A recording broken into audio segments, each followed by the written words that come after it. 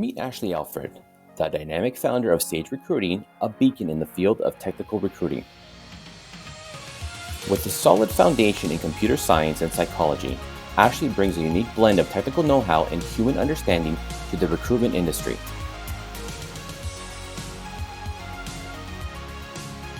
Boasting over a decade of experience, Sage Recruiting has carved its niche as a premier technical recruitment agency in Canada. Specializing in bridging the gap between talented software engineers and innovative startups and SMBs across North America, Sage Recruiting stands out in its field. Ashley's approach is not just about filling positions, it's about understanding the pulse of the technology sector and matching it with the right talent.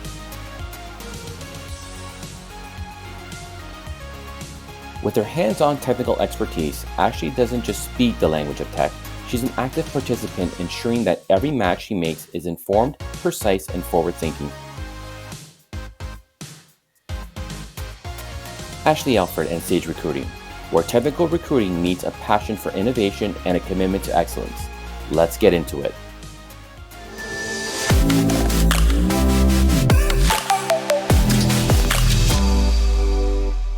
Hi, everyone, and welcome to this week's episode of Articulate This. This week, we welcome Ashley Alfred from Sage Recruiting. Welcome, Ashley. Hi, how you doing? Fantastic. So, Ashley, can you walk us through your journey and what inspired you to start Sage Recruiting? Yeah, definitely.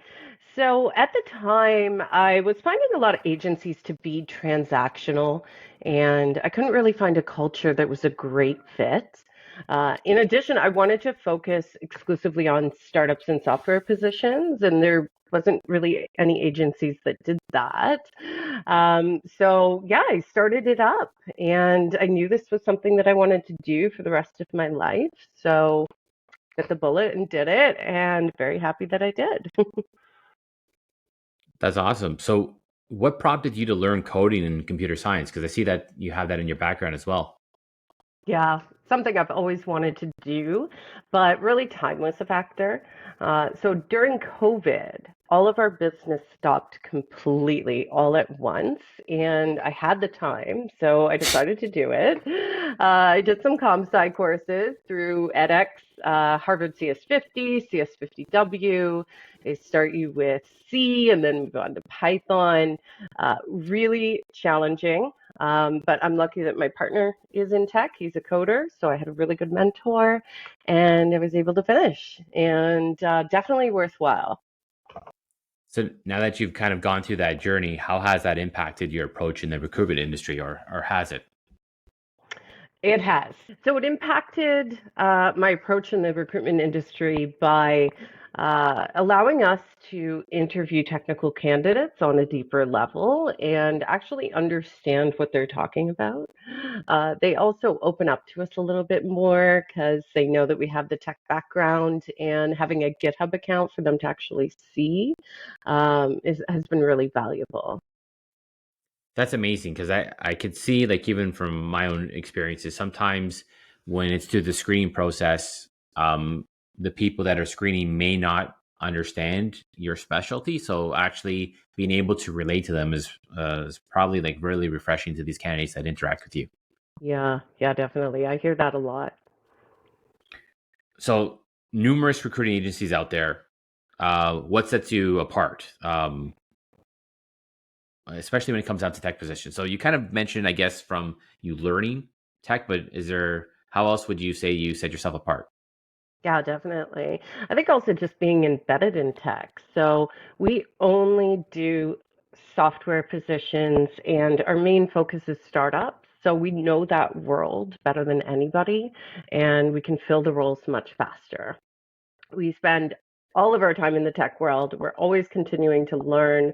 Others on my team have learned to code. We do regular tech training sessions. It's really just not just about coding, but really understanding the tech world in general and the types of candidates that startups are looking for. Other than that, we pride ourselves on ethical recruiting. We have a huge focus on diversity, equity, and inclusion in terms of the types of roles we fill, the candidates we work with. And I'm particularly interested in mission-driven companies, and I only want to work with great companies that really care about their people. And I think that we've built up a reputation for that in the industry. So you kind of answered this in the previous question, but because you have this experience with coding and computer science, do you feel it's given you a bit of an edge? Definitely. Yeah. The conversations I have with developers are completely different than I had before. Oftentimes you'll be talking to a developer and they'll give you something really high level, and I'll just say, hey, listen, I did comp sci, show them your GitHub account. They're like, oh, okay. And then they explain something quite differently, much more in depth. And then we understand it. So it's much more seamless, and just really made me better at interviews. So you probably got more engagement because typically, let's say, you know, not engineering and development personnel typically don't have are not uh, they're not the greatest at communicating verbally. They're like brilliant at what they do behind the scenes, but not typically the greatest communicators. So I would imagine this is like a bridge that you were able to connect with them and Exactly. unlock some things that even helps you present them to those clients. Yes, exactly. The conversations go much deeper, they open up more, they feel more comfortable. Yeah. Yeah. So can you describe your vetting process? Like, what are the qualities you look for in candidates, and just beyond their technical skills? Yeah, great question. Our vetting process is really in depth.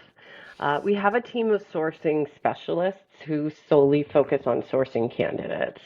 And they start by looking through the candidates' LinkedIn profiles, looking for recommendations, promotions, how long they've been in each role, what kind of education do they have, what type of companies do they work with, the work they do. Like, there's so much stuff. And then they look for GitHub, portfolio, Stack Overflow, really paints a picture of who this candidate is. Once we start to talk to them, it's actually two separate 30-minute interviews. The first one is to get to know them, and there's definitely assessments in there.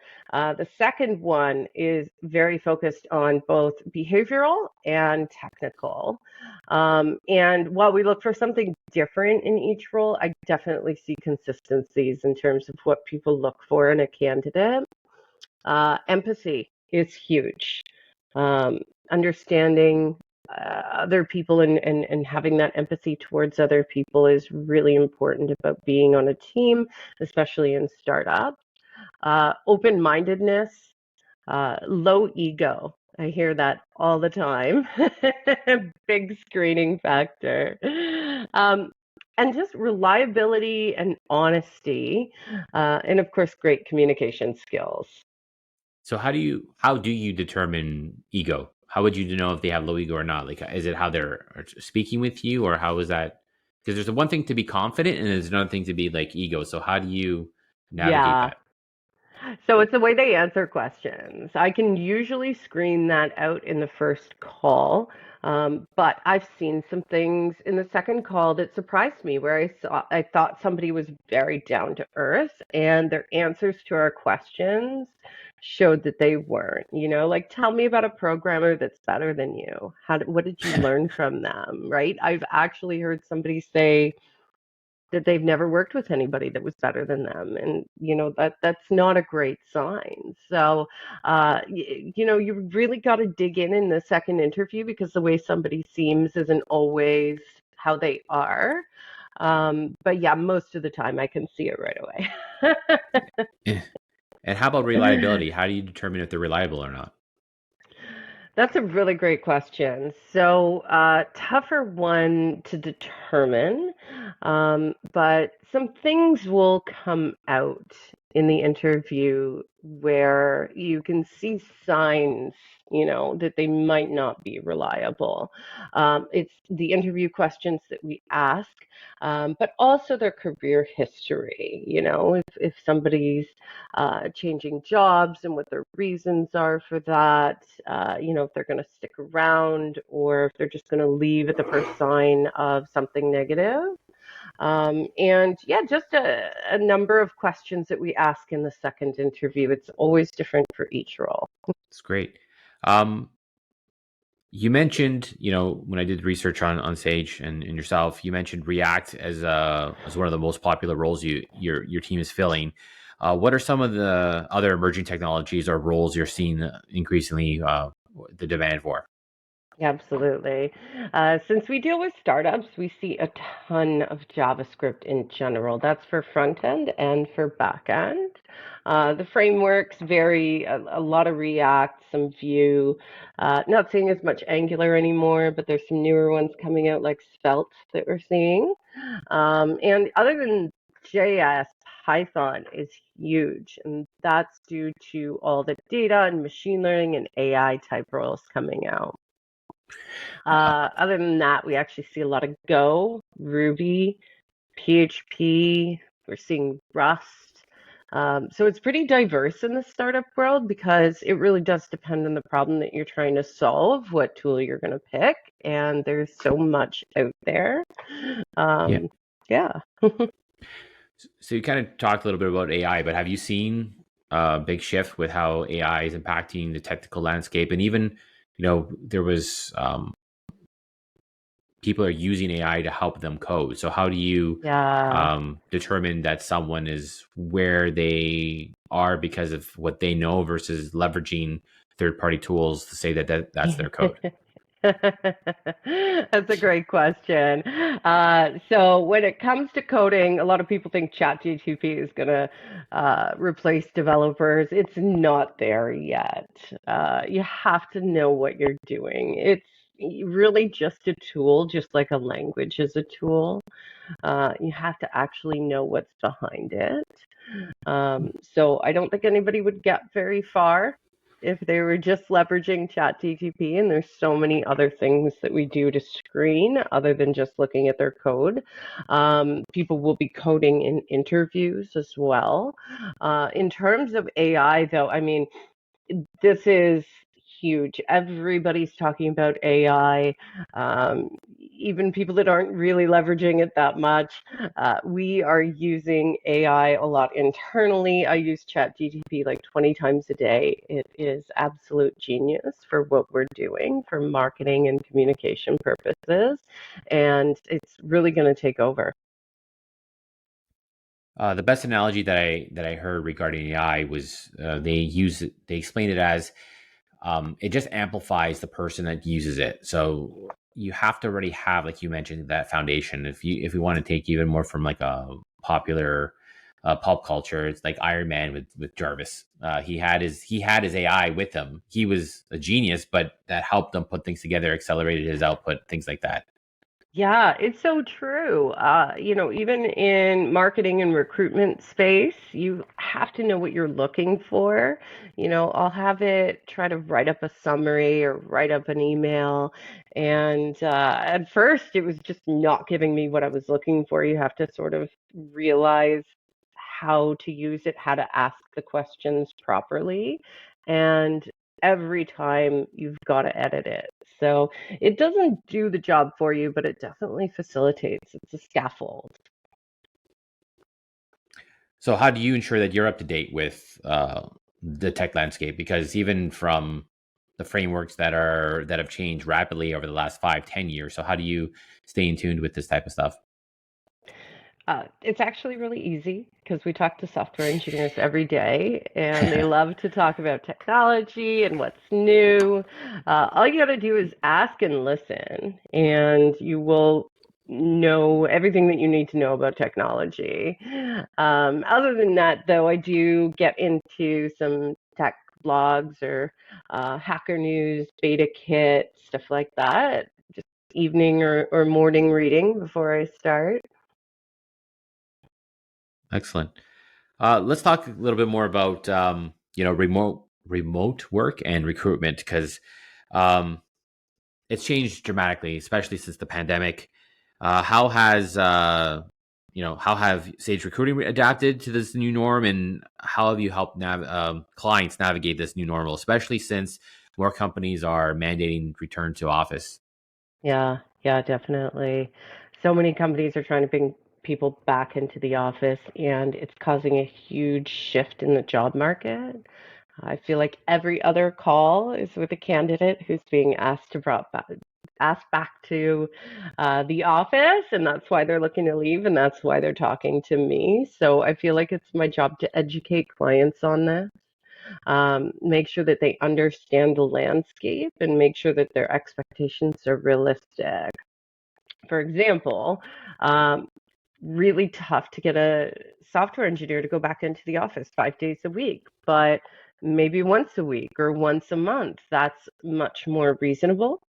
And on the other side, compensation. Are you looking to hire somebody in Toronto or San Francisco or New York?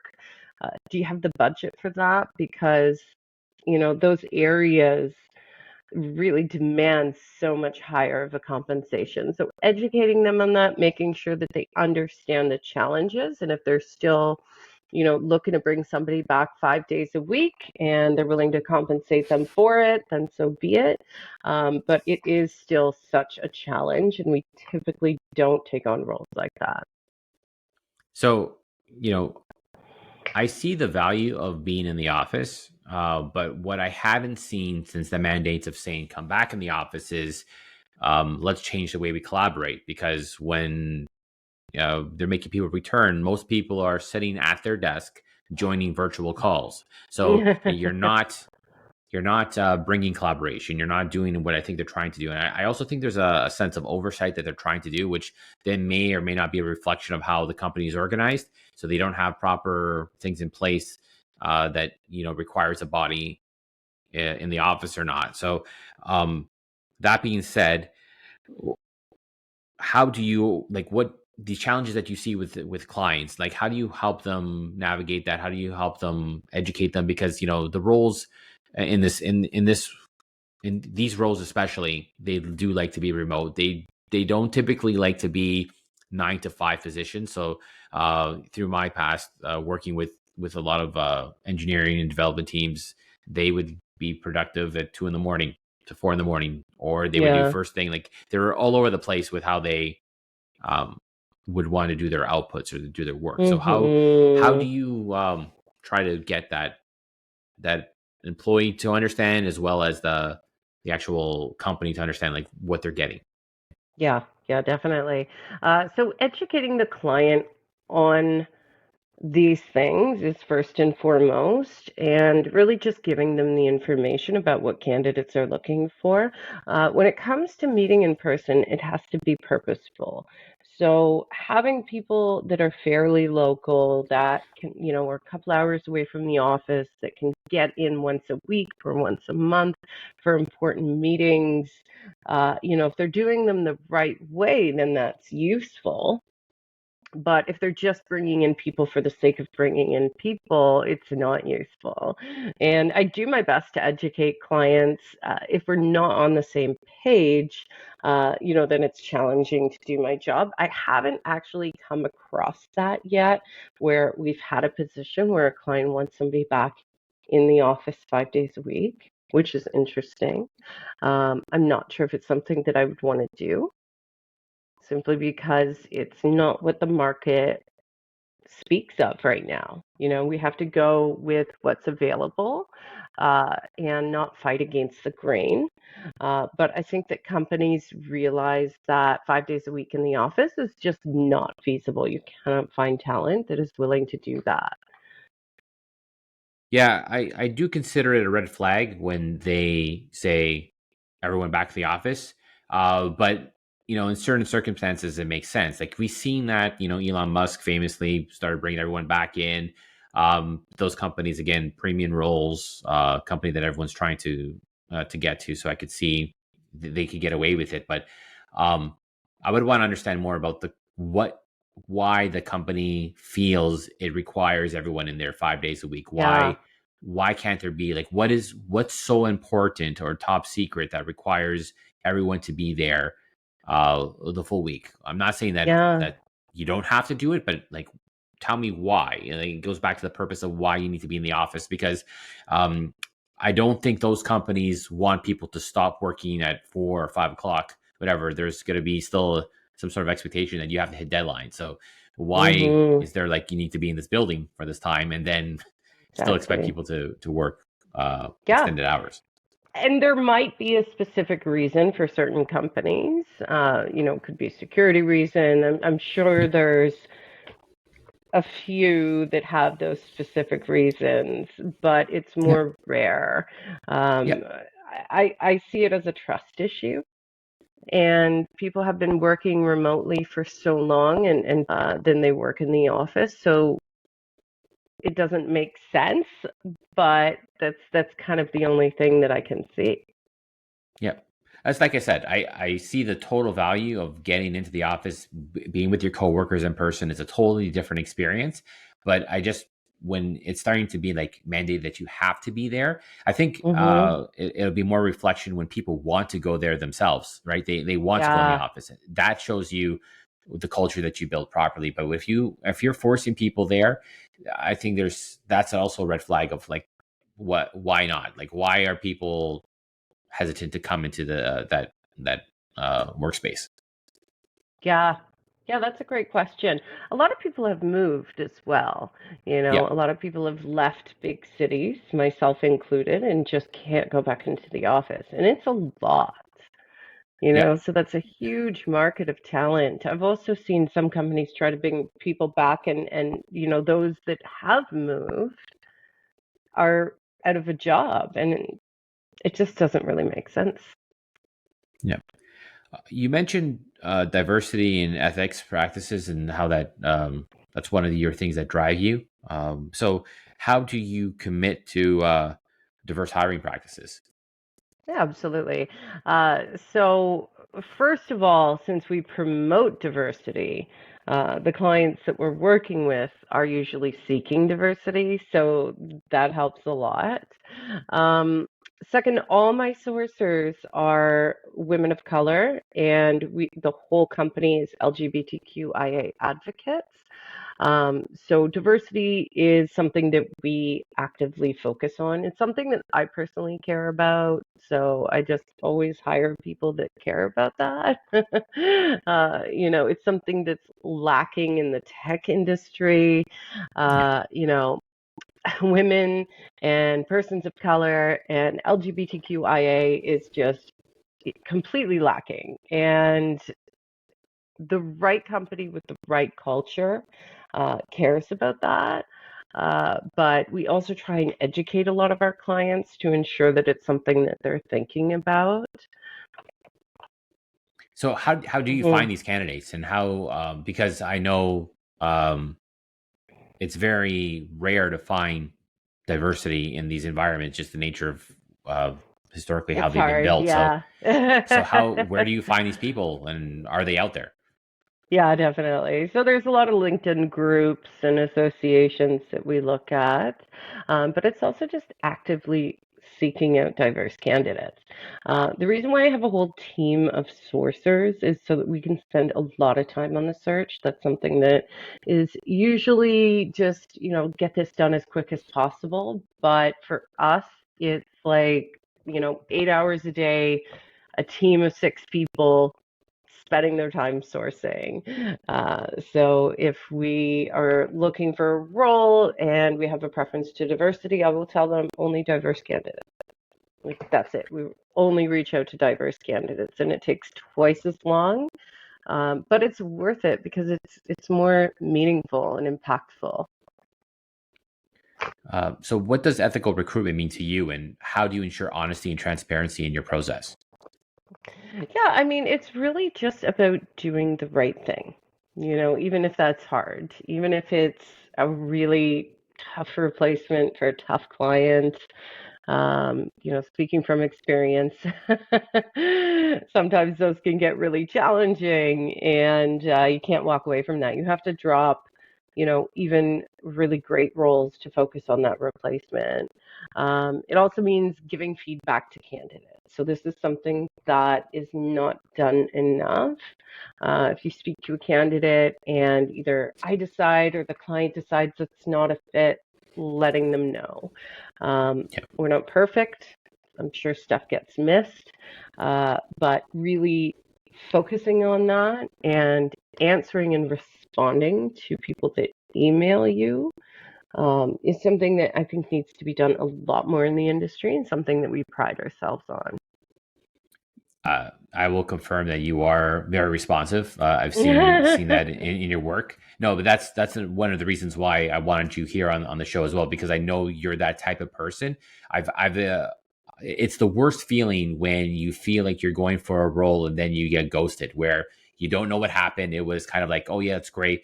You can it doesn't take a rocket science to figure out that you're not in in contention for the role anymore. But it's the worst feeling when Yeah, you don't get that response. You don't know what happened, where did it go, and then it's like multiple emails. So it's happened multiple times to me. I just didn't yeah. understand why why people think that's okay to do that to individuals. Honestly, You that get makes them me worked so up. mad.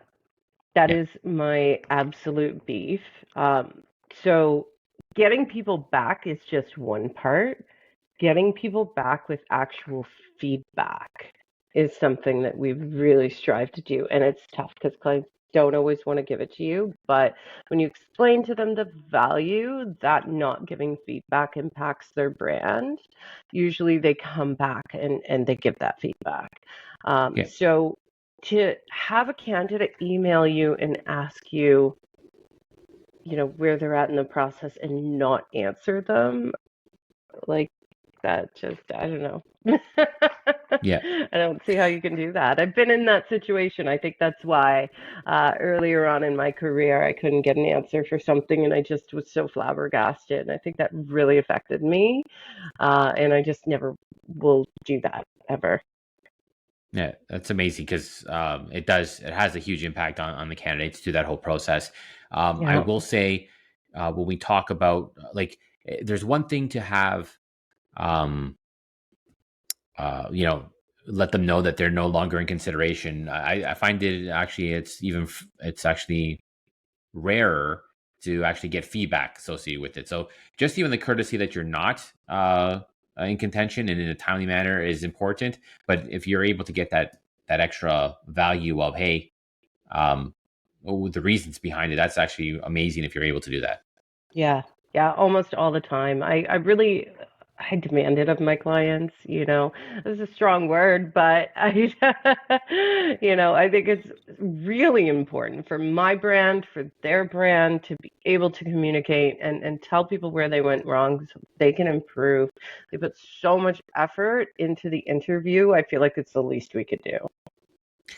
And actually that probably not only if you get that feedback, that also helps you to make sure you're getting when you're screening candidates, you can look for these things proactively to make sure that you are getting them in front of your client. So the more transparent the client is and what they like, they don't like, you're able to get them top quality clients instead of them having to get in front of multiple clients. You could probably or prospects. You're able to screen them even better.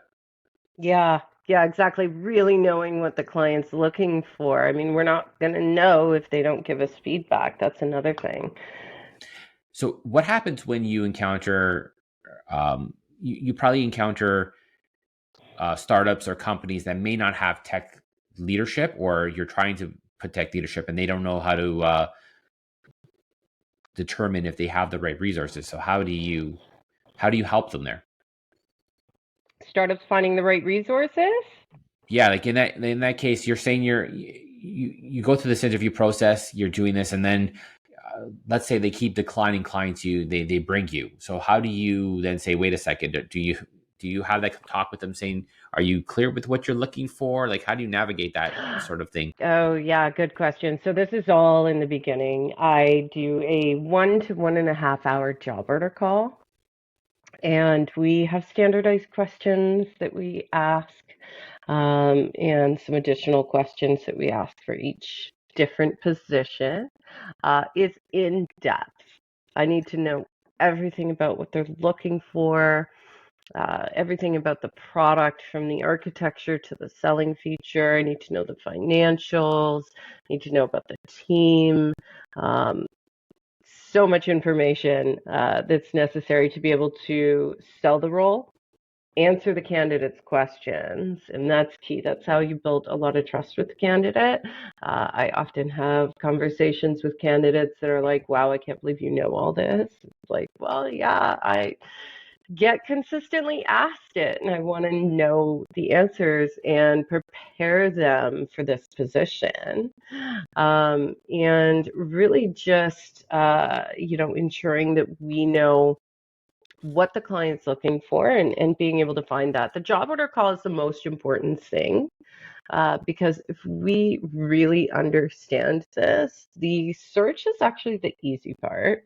I say that with a team of sourcers, but it is really, I mean, from there, it's just about talking to people on the phone, which is the fun part, and really just trying to find the closest fit. I mean, I'll talk to a couple of dozen people, and they're all going to be sourced exactly to what the client is looking for. And then you just pick your top two. We don't always get it right the first time. There's definitely times where we have to go back to the drawing board.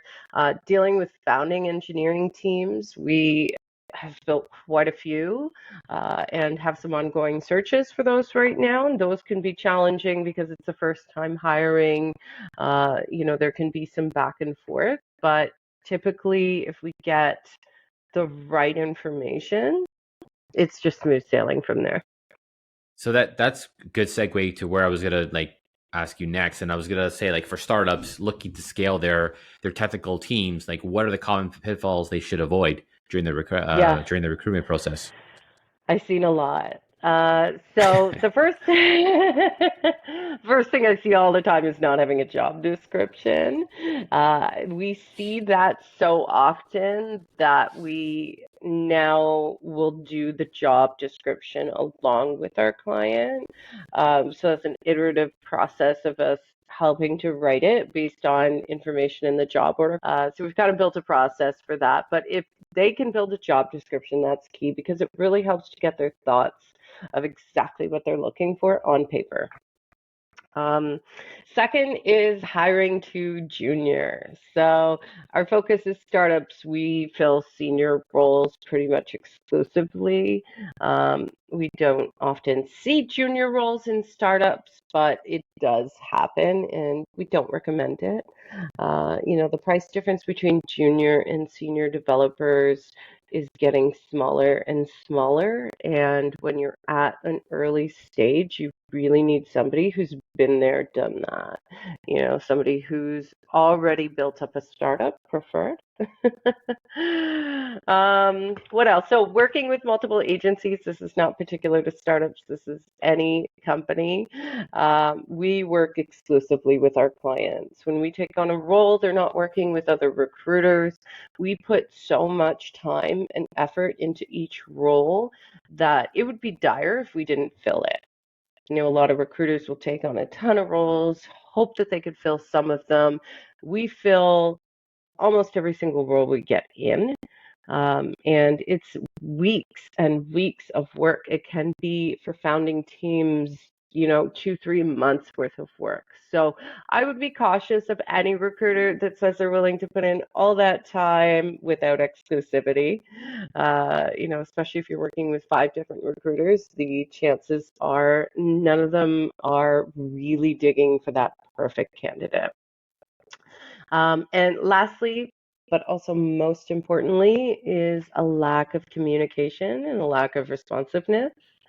We're really only as good as the information that we're given back to that job order conversation, right? I mean, if you can communicate exactly what you're looking for to us, we can find it. If there's gaps, then that just makes our job that much harder and we're less likely to be successful. Uh, I find myself quite an expert at being able to fill those gaps in the job order call because I've been doing it for about a decade and a half. But, sometimes there can be challenges there. So just the more information you provide, the better. And when we find the right candidate, respond to us, move on them, don't lose them. So, based on your interactions, what advice would you give to candidates looking to land a role in high tech startups, especially you mentioned you're looking for people who've been there, done that, but maybe that's where they want to go. So what advice would you give someone? Yeah, give me a call. No, really, it's about your experience. Startups look for somebody who's built something from scratch. Typically, candidates that work at a startup, but not always. I mean, there's a lot of people that work at bigger companies that are building things from scratch, and there's a lot of people that are out there on their own time, learning new languages, building projects, posting on their GitHub. They've got blogs, they've got a personal website. They're active on Stack Overflow. Like these are places where we look to source candidates, not just LinkedIn. So get on there and we will find you. You mentioned you're currently learning React. How has continuous learning helped you in your role? Definitely. So just really being able to have a deeper conversation with the candidate. React as an example, I mean, I know the difference between class-based and functional React. I know a lot about the new modern hooks. Some of these things, when candidates hear you ask certain types of questions in certain ways, they'll just be like, "Oh, do you know React?" It's like, "Yeah, I did the tutorials," and then again, you start having a different kind of conversation. And from there, you're learning. I mean, a tutorial for React isn't really going to teach you that much, but telling 20 software engineers a day that you've done that and then having them talk about the work that they've done and React questions, you end up learning these things. I could answer JavaScript questions. It's kind of That's a, crazy. that's amazing. Well, you kind of you're lucky because the talent pool you get exposed to, you might learn different ways of approaching it. You might get insights you didn't have. So that's pretty cool. Oh, you get a lot from these candidates. That's where I've learned the most is candidates and also sometimes clients. So how do you decide which tech skills to learn next? Like, how did your evolution? How did that come about, and where do you look to learn next? Is it because Yeah. when you talk to candidates, or So actually, the course, they picked it for me. They started me in C. Wouldn't recommend it. No, I'm just kidding. I would. It's understanding such a low level language and really getting into the nitty gritty with the heap and all this memory stuff. That teaches you some things for sure. So I would good recommend it, foundational? but good foundational, yes. But what I really enjoyed was Python, and it's Okay. so popular. And yes, again, the course picked it for me, but that was one of the streams, so I got to kind of choose a little bit. But its popularity is why I got really into that, and the same thing with React. It's the most popular role we do, so it'll be the easiest for me to learn because again, having those conversations, you're talking about it all the time. It sticks with you. Next, I don't know. I thought about learning Go because everybody's talking about Go, but now I'm hearing really good things about Rust. So, when I get some extra time, I'll have to get into one of those. So we talked a lot about Sage recruiting and your professional journey, but curious a little more about your daily life. Can you walk us through like a typical day? Yeah, typical day. So, um, I like to lay in bed and have a coffee and read news before I get started. And it just sort of like clears my mind. And I like to try and do a workout midday. Not always successful, but if I can do that, it kind of breaks things up because my days are really long. I start at 8, I finish at 6 or 7. So it's important to have some kind of break in the middle. Um, my days are also back-to-back calls. I'm not sourcing, I'm not emailing these candidates. We have a team of people that do that. I'm just having conversations, so it's back to back to back. The most calls I've ever done in one day was 20, and Wow. yeah, never again. That was too much. But yeah, it's just a series of calls, so you really need to break that up with something. Is there like what do you do to ground yourself, like to keep you grounded in any of these rituals that you do? Yeah, I mean the workout helps, sort of just getting out in nature, if possible. So, whether it's, doing something inside like Pilates or taking my dogs for a walk. I have two dogs that keeps me active, kind of forces me out. Something like that just really helps. And I like, TV and reading. Is there anything that you're currently reading or anything you're binge watching at the moment? Both. So, currently reading, actually just finished reading The Silent Patient, and I definitely recommend it. That was one of the best books I've read all year. In terms of TV, it's always comedies. That's how I unwind. If I have a really long day with so many calls, I just want to shut off my brain. I'm gonna put on like Parks and Rec or The Office or something. Anything that's gonna make me laugh and is just very light. Amazing.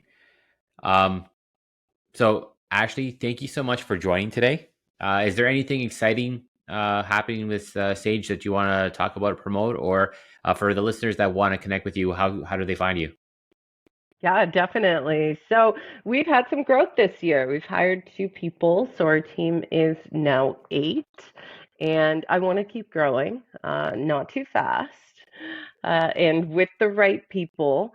But if you think that you are the right person, definitely reach out to me. So you can find us on our website, the email contact at sagerecruiting.me goes right to me, and there's a contact us button on our website. It's the same thing.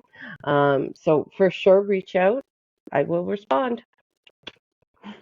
Fantastic. Well, thanks everyone for joining this week, and remember to stay curious and keep learning. Take care, everyone.